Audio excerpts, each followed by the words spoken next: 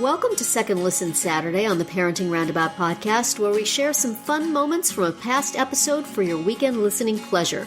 Look for new episodes every Monday through Friday.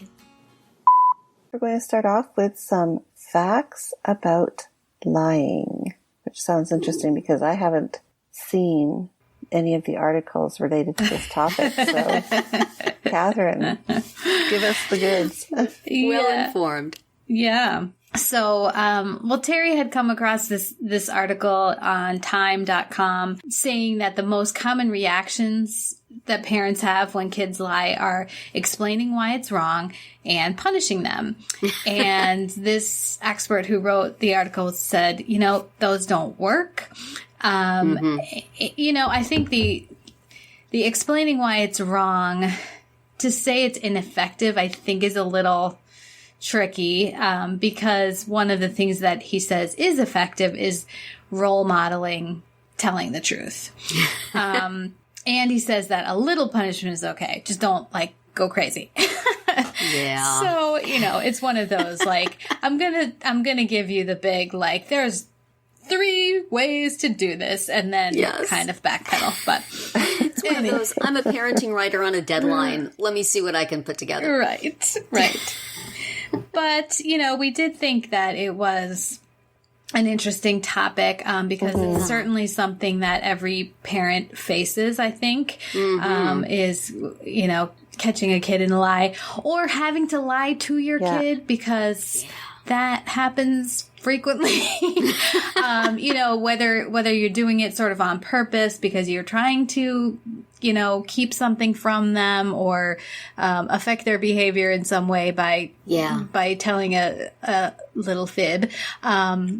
Or sometimes, parents lie to kids because they want them to believe in Santa or whatever it is. I mean, it's such a tricky area, I guess, is what I'm saying, when it comes to parenting. And Terry had a great piece about it that she has posted on her blog, specifically when it comes to kids with special needs that impair their ability to interpret the world, as she says, and their executive function. So maybe, Terry, you could talk a little bit about this, because I think this is really interesting.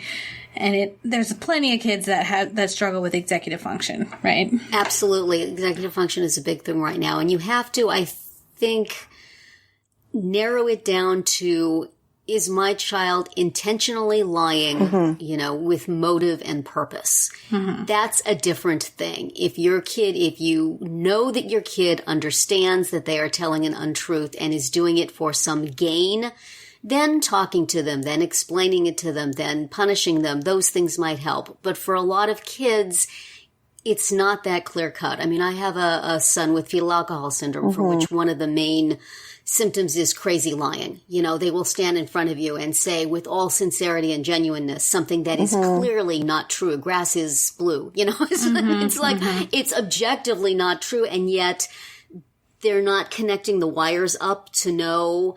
And they lie for no reason. Like, why would you lie about the color of the grass? But, they've clearly been caught doing something, and then they will say they didn't do it in a way that, or oftentimes happens with my son, he lies and says he did something that he clearly didn't do.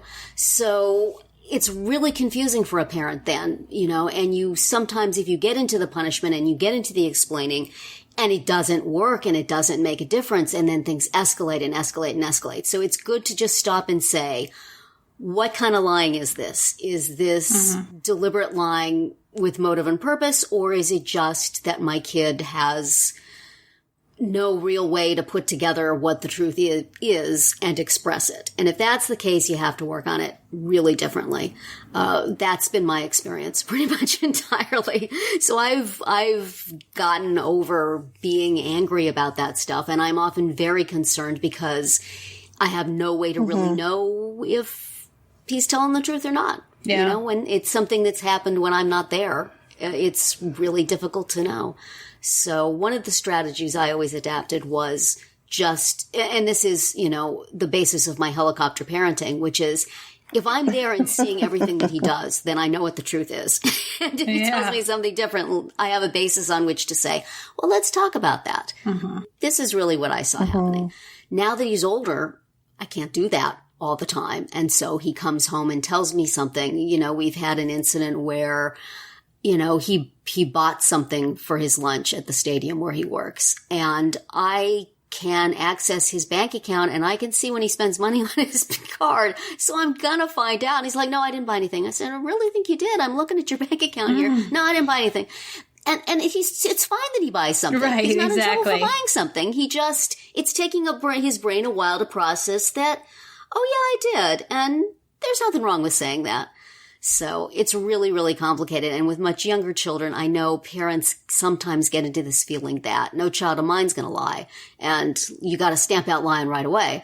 And then you get into a lot of trouble. So yeah, I had written a piece last year about specifically preschoolers. So it really, should only apply to preschoolers. But it talked about how parents actually do have trouble interpreting when their child is lying. So that just adds another layer of complication. You know, if the preschool teacher or the neighbor or whoever is saying, well, this is what he said.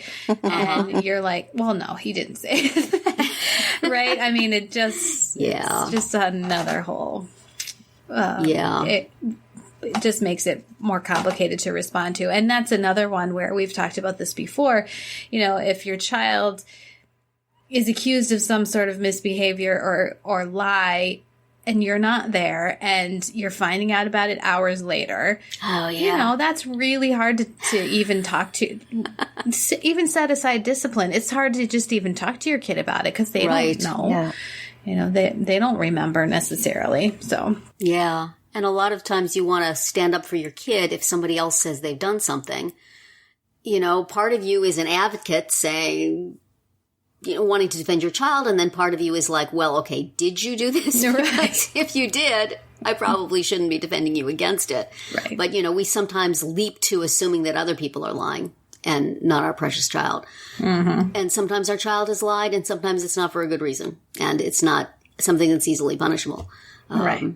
And sometimes it's a misunderstanding where everybody that's true also has misunderstood. So I remember when my kids were in daycare, the preschool years, and you'd get the incident report, coming home, and whenever I'd see it like in the folder or the backpack, I really hope my kid was the victim.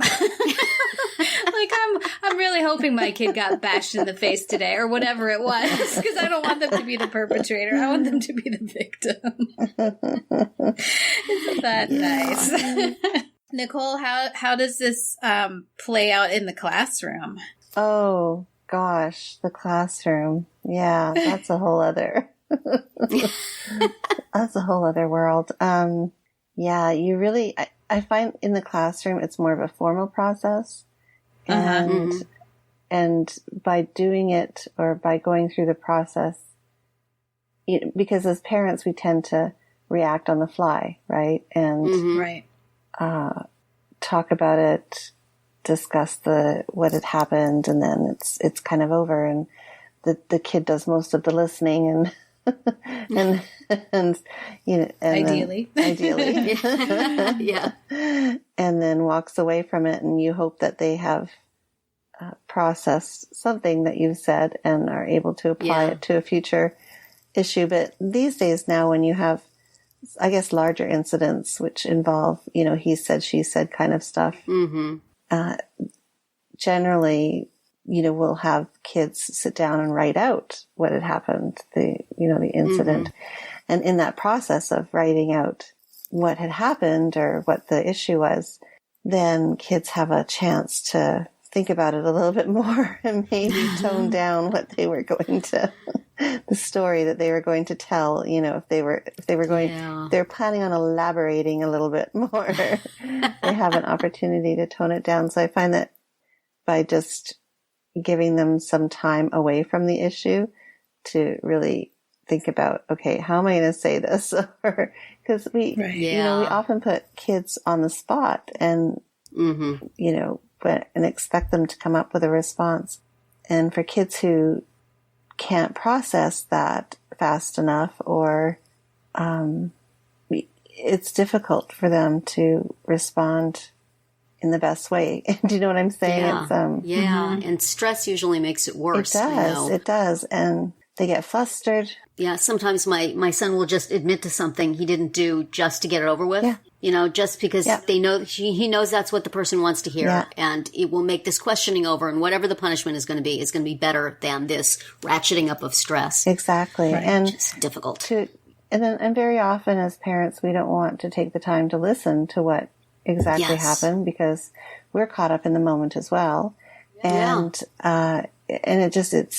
it's kind of a no-win situation at that point. Because we're not exactly addressing it, because we're, emotionally, charged by that point, because generally whatever preceded or caused the lying was probably not the best behavior. Right. So we're anxious and upset, and then that translates into the child's reaction. So it's really not it's very often a no-win situation on the parent and the child's part. So, so back to school, addressing it in more of a, okay, let's take a step back, and let's, I really want you to tell me what happened, and we'll figure this out. So that often helps, not, for the kids that can't write out all of their, obviously there's support for that for kids who are having trouble writing that down. But then, on the flip side, in my own life, because, things are always, do what I say, not what I do. we had, I think I've mentioned this before in the podcast. One of the best pieces of parenting advice we ever received was when my child was younger, or my son was younger, particularly my son. He was younger. And somebody told us that during the teen years, assume that everything that comes out of their mouth is a lie. Wow. And if you start with that, that's true. You can only go up. So we actually, and not to be, kind of oppressive about it, but we actually circumvented a lot of potentially negative incidences by, with my son, especially when he was older and wanting to go out, and we'd ask, where are you going? And he'd tell us where he's going, and we're like, no. Tell us the truth. We know you're lying. So it's sort of like trust but verify, but skip the trust part. Just distrust but verify. So it would be, we know you're lying. Give us the truth. It's so much easier just to tell us the truth. So it's not the most savvy parenting advice, and it really has no research base to it. It certainly worked with my son. Yeah. Funny. Yeah. So, another piece of advice I'd give, especially if your kid has special needs that impact on processing and also make stressful situations difficult, and also with much younger kids, is just take I don't know for an answer, even just for a short time. If you pressure your kid to answer and they don't know, then they're going to lie. It's like you're saying, I really like that advice. Lie to me. So, it's not that they never have to take responsibility for everything, but they don't, if they say I don't know, give them a little time. Don't insist angrily at that moment that they must come up with some answer. So sometimes just that little extra time will allow them to process it and figure out either a plausible lie or an answer that's correct. One hopes for the latter. Right. But I think that there's a philosophy of parenting. I think that kids generally want to please you. So, if you give them a little time, perhaps they will come to a point where they can tell you what the truth is. Right. And, but it's hard to do in the moment because we feel that things so often we feel that things are black and white, that there's truth in a lie, and you know what the truth is because you were there. How could you not know what the truth is? Therefore, tell me. Yeah. But sometimes it takes time for the truth to work its way through the brain and out the mouth. Yeah, most definitely. And I don't know about you guys, but I've never been one to insist that we can't have fun things like Santa and the Tooth Fairy because it's lying. Yeah. You know, like, yeah, no, I'm okay with it. That's in a different category. Yeah, I know it is a little bit uncomfortable in that you're teaching kids that there's sometimes it's okay to lie. But you know what? There's sometimes it's okay to lie. It's not a black and white thing. It's really don't not. Want your kid going up to people and saying white lies, while ethically uncomfortable perhaps, are a necessity of social function skills. Yes. Yeah. I mean, what was that movie with Jim Carrey where he couldn't lie? Like, it just proves how it just causes, like, mass chaos if you don't lie sometimes. Yes. Sometimes you need to lie, and sometimes you just have to refrain from telling the truth. But, you know, that's difficult to teach without sounding like a complete hypocrite. Right. Exactly. So, you know, it's another reason to give your kid a little leeway, you know. There's no way to teach this is a good time to lie and this is not a good time to lie unless they lie, and then you can tell them, well, this is one of those times when it would have been better. Remember we talked about it. That's right. And I often think too, as the older they get, that you know, we talk about personal safety, especially when they're going out with their friends, and you know, I do a lot of preempting, such as, please tell us if you need a ride home. Tell us, you know, don't feel like you need to lie to us about, you know, what your activities were, just to, because you're worried you'll get in trouble and then you'll maybe make a bad decision and drive home and harm yourself or somebody else, heaven forbid. Yeah. So we often preempt occasions with, we're not going to get mad at you. We just want you to tell us the truth so we can help you get through it. Right. Yeah. Because we'd rather deal with that than, the other effects. So, absolutely. It's definitely it's almost like I don't know, there's all these different like flow charts to dealing with lying. And then, I mean, on the same topic of kids going out and you not wanting them to put themselves into dangerous situations, that's when white lying comes in good. All right, if you're in a situation with your friends and you don't like, tell them that your mom said you had to be home at this time. Right. Or tell them that you have something that you need to do tomorrow. You know, it's like, lie to your friends so that you get home safe and don't have social repercussions of it. Blame everything. I always tell my kids, blame everything on your mother. Right. Say your mother is making you do this. Yeah. So that's, you know, that is in its way lying also. And not just saying, I don't like this, I don't like what you're doing, I want to leave, and then they get in trouble. So, and then there's the flip side where my daughter had an incident a couple nights ago where she told her friends the truth about what she was doing, and the backlash was incredible. Really? Oh my gosh! Wow. Yeah, she wanted to be straight with them as to what the situation was about, and wow, did she ever suffer backlash from her peer group? And she's like, dang, you know, I was trying to be straight up and truthful and it didn't get me anywhere.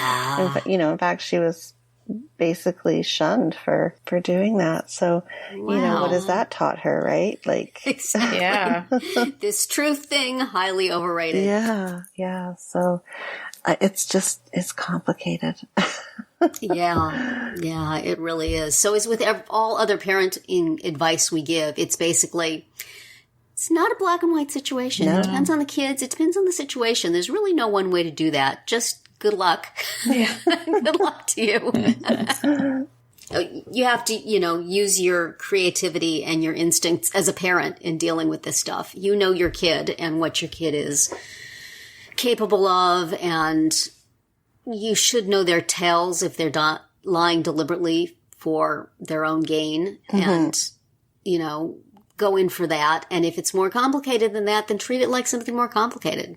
and talk that through and try to figure out ways to deal with it, to role play or to discuss or to practice or find books that have some examples to help your kid. It's a complicated world, you know? Yeah. And as much as we like to think that it's black and white, it's really not, and it's never been, and it's never gonna be.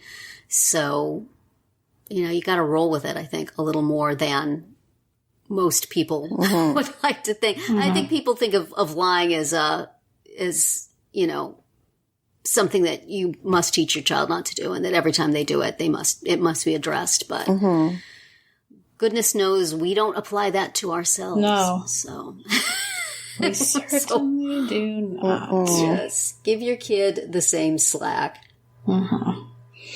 Yes, well, we will link to all of the articles that we've talked about here. Definitely recommend checking those out and taking from them what you will. Exactly, yes.